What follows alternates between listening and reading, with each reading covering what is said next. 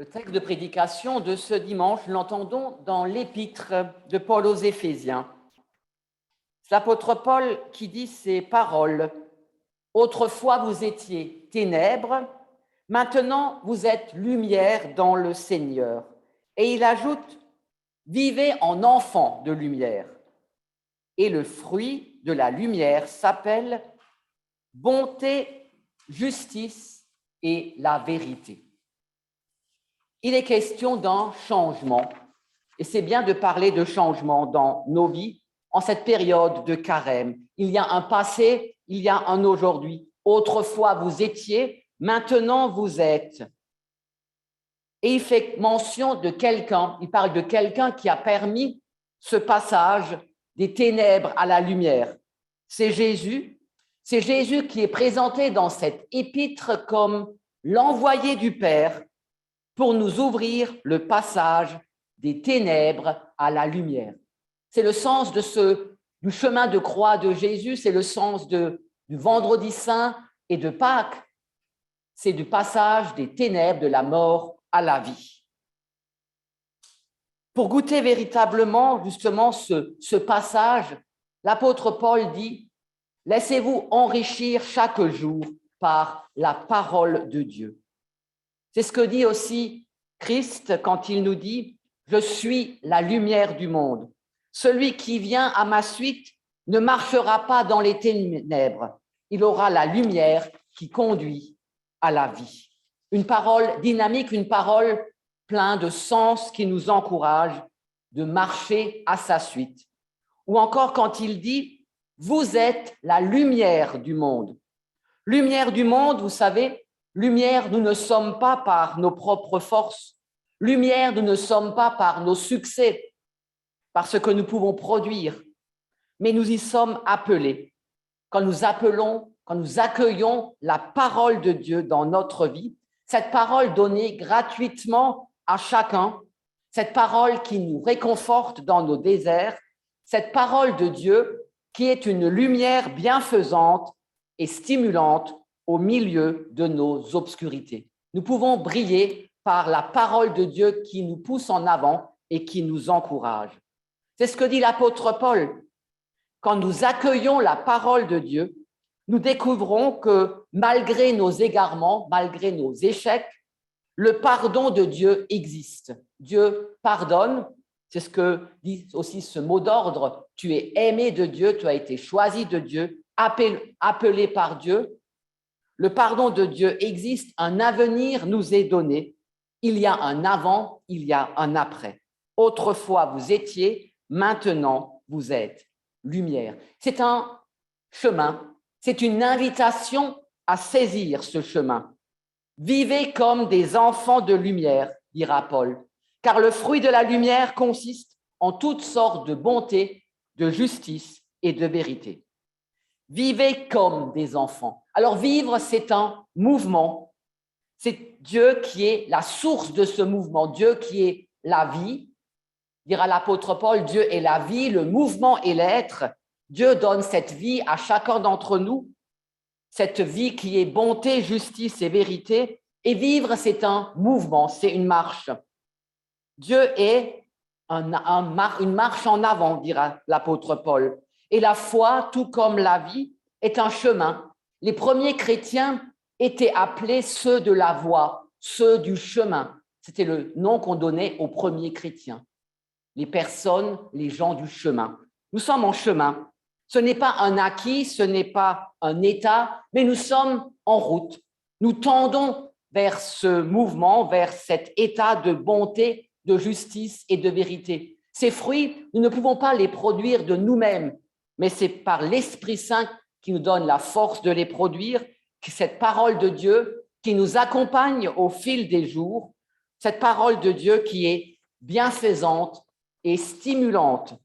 Quand nous sommes tentés de marcher à l'ombre, quand nous désespérons, cette parole, si elle nous touche, nous met en route et nous transforme.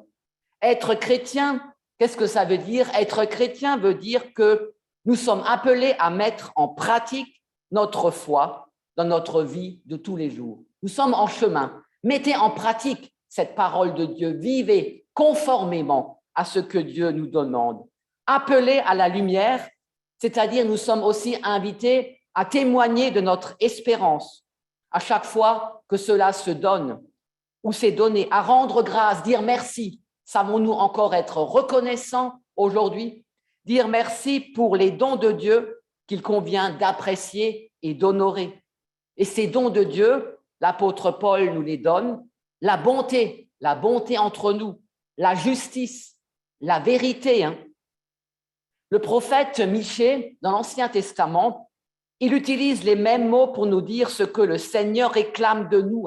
Et c'est un vrai programme politique que beaucoup d'hommes, beaucoup d'États, de politiciens, de gens qui sont au pouvoir aujourd'hui et qui font beaucoup de mal, pourraient entendre ces paroles du prophète Michée qui dit « On t'a fait connaître, ô homme, ce qui est bien. » Dieu nous fait connaître ce qui est bien, mais souvent, nous choisissons le mal.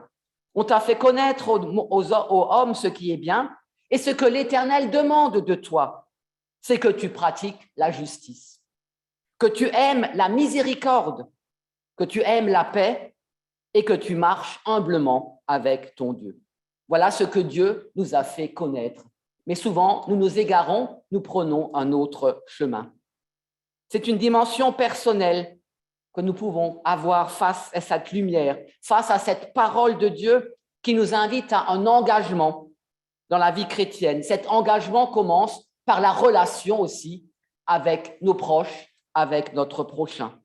Cette relation avec Dieu, dira l'apôtre Paul, se vit par la justice, se vit par la reconnaissance, par les droits fondamentaux entre nous, que justice soit rendue, justement qu'on soit aussi à côté de celui qui est faible, opprimé. L'apôtre Paul aujourd'hui nous appelle aussi à faire le bon choix, ne pas se rendre complice de l'injustice en bafouant les droits les plus élémentaires. L'apôtre Paul, en quelque sorte, il nous rappelle la règle d'or. Je ne sais pas si quand on parle de règle d'or, c'est cette règle d'or qu'on trouve dans toutes les religions du monde. Vous pouvez lire le Coran, vous pouvez lire les livres bouddhistes, vous pouvez lire les livres chrétiens ou d'autres religions. La règle d'or qu'on trouve dans toutes les religions, que ce soit en Asie, en Orient, en Occident, ne fais pas aux autres ce que tu ne voudrais pas qu'on te fasse. Et cela, en fait, c'est ce que l'apôtre Paul résume par les fruits de l'esprit, bonté, justice, miséricorde. C'est cette règle d'or. Ne fais pas aux autres ce que tu ne voudrais pas qu'on te fasse. C'est à quoi aussi nous sommes invités en ce temps de carême. Vivre dans notre vie de citoyen et de chrétien. Et il y a des moments aussi, il y a des moments où nous sommes interpellés face à la situation actuelle, face à la politique. Nous sommes appelés à nous positionner par rapport à des questions concernant l'actualité, le comportement de ceux qui détiennent le pouvoir, les autorités politiques, le monde, les grandes entreprises. Dans ce qui est dit, y a-t-il de la bonté? Est-ce qu'il y a de la justice? Est-ce qu'il y a de la vérité? Ne fais pas aux autres ce que tu ne voudrais pas qu'on te fasse. Paul nous montre que nous devons œuvrer pour un monde plus juste, qui soit juste, qui ait le souci du pauvre, du marginalisé. Un monde qui vise la répartition aussi équitable des biens, qui respecte les droits fondamentaux, les droits humains, et aussi qui préserve l'environnement. La parole de Jésus le dit bien aussi, « Je suis venu, dit Jésus, pour que les hommes aient la vie, et l'aient en abondance. » Avoir la vie en abondance, c'est ce que nous souhaite Jésus. C'est pour cela qu'il est venu. Qu'est-ce que cela veut dire pour nous? C'est une promesse qui intègre aussi tous les domaines de notre vie. C'est un appel à œuvrer pour la justice, la sauvegarde de la création au cœur d'un monde marqué par le péché. Le monde est marqué par le péché, mais malgré tout, Dieu aime ce monde. Dieu aime ce monde.